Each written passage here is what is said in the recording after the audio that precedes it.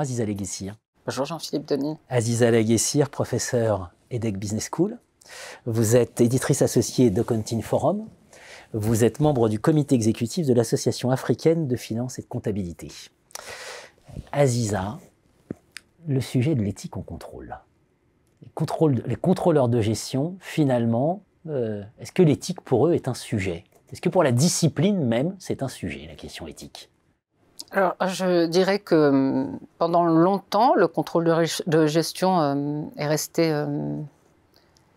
je dirais, à part. Quand on voit certaines publications académiques qui nous expliquent justement que le contrôle de gestion est avant tout technique, et donc les aspects moraux ou d'éthique n'ont rien à voir avec ces systèmes.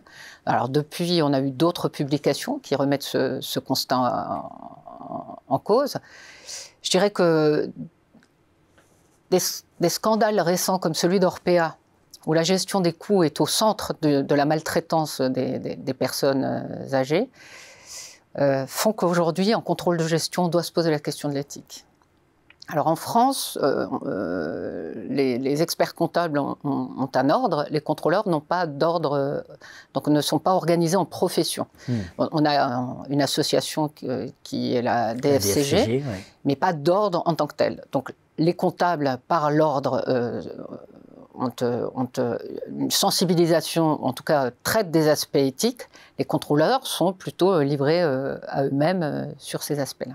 C'est un sujet absolument majeur parce que le contrôle de gestion, c'est le bras armé de la financiarisation, hein, pour faire simple. On pense à France Télécom, Orange, la gestion des coûts, etc. C'est vrai qu'on a l'impression que les contrôleurs de gestion, ça leur passe un peu au-dessus de la tête, quoi.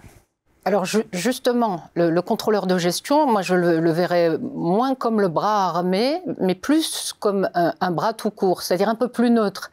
C'est-à-dire que le contrôleur, quand on m'a posé la question, qu'est-ce qui s'est passé dans le cas Orpea? Pourquoi le contrôle de gestion n'a pas fonctionné? N'a pas sonné l'alerte. Je dirais que le contrôle de gestion a très bien fonctionné, il était très efficace, il a mis en place une stratégie établie. Donc le contrôle de gestion, son but, c'est de déployer et d'implémenter une stratégie donnée. Dans le cas d'Orpea et dans le cas de beaucoup d'autres secteurs, le contrôleur est souvent déconnecté. Il est déconnecté il est derrière ses tableurs Excel. Voilà, de la réalité opérationnelle. Ouais. Voilà. Ouais. Donc on a un réveil, je dirais, un intérêt croissant pour cette question-là en contrôle. Alors, dans le cadre de mes recherches, je me suis posé la question suivante. Si on essaye de voir l'éthique comme en finance ou en comptabilité, on va plutôt s'intéresser à des approches kantiennes de l'éthique, avec un impératif catégorique. Et là, on est plutôt dans de la compliance, dans de la conformité. Donc, on approche l'éthique comme ce qui est légal. Donc, j'ai quand même l'impression que cette approche qui peut aller en finance n'est pas très pertinente, en tout cas pour le contrôleur de gestion sur le terrain. D'un autre côté, on a les approches dites aristotéliciennes, ouais, qui prônent la vertu et qui sont là aussi, qui manquent d'aspects pratiques. Qu'est-ce que je dois faire? Comment voilà, être une bonne personne, une mauvaise personne? L'éthique de Nicomaque, c'est parfois très loin des préoccupations du terrain d'un contrôleur. Alors moi, je prône, et je suis là-dessus très en phase avec mes recherches et avec les discussions que j'ai avec des praticiens, sur une éthique de l'empathie, une éthique schopenhauerienne. Donc Schopenhauer, qu'on connaît plus pour d'autres grandes questions en philosophie, en tout cas, a réfléchi à l'éthique en remettant en cause les approches de Kant et d'Aristote, et en prenant une éthique de l'empathie, une éthique humaniste. Et dans le contrôle de gestion aujourd'hui, ce qu'on voit, c'est déconnexion de l'opérationnel. Chez Orpea, cette déconnexion des patients, des personnes âgées, avec une éthique de l'empathie.